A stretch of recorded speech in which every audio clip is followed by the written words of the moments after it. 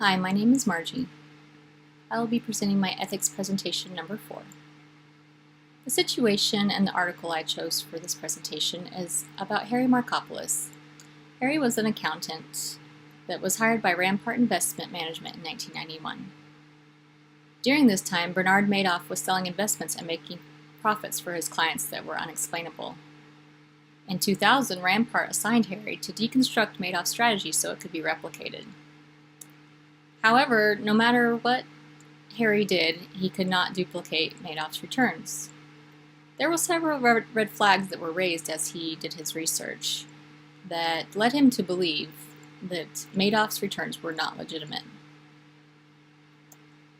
Some of those red flags were how secretive Madoff was, and also about how the returns continued whether the stocks went up or down. Harry concluded that Madoff was running a Ponzi scheme. Next, we'll talk about Harry's actions. Since Harry's discovery of fraud was not in his own company, the resolution of ethical conduct for IMA doesn't necessarily apply. However, his actions do follow some of the advice given in the article by Joseph Badaracco, "We Don't Need Another Hero." These actions are: put things off until tomorrow, pick your battles, bend the rules, don't break them, and find a compromise. In the first set of actions, put things off until tomorrow.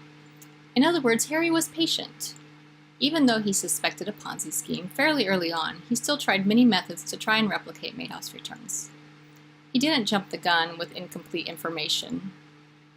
He strategically stalled in order to compile information and get the full story. Pick your battles. Harry did not try to take his concerns straight to Madoff and confront him in a heroic manner. He didn't make public accusations or try to draw attention to himself. He was a quiet leader.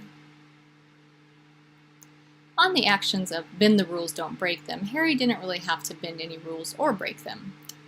He patiently sent memos and tips to the SEC for years and tried to encourage them to look into Madoff.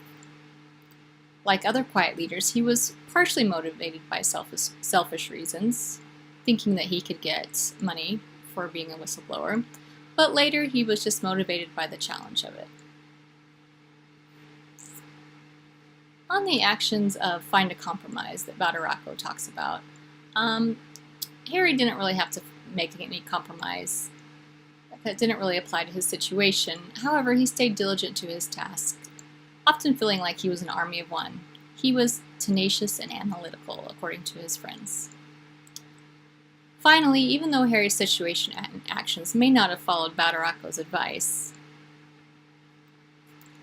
specifically, his personality and actions echo much of what Badaracco's article implies. Ethical conduct is not always brazen and bold, or black and white. Drawing attention to oneself,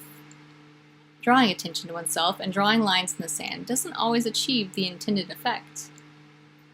However, having patience and quietly working your way through the system, and sometimes around it if needed, can often have a more dramatic outcome than being loud and then fizzling out.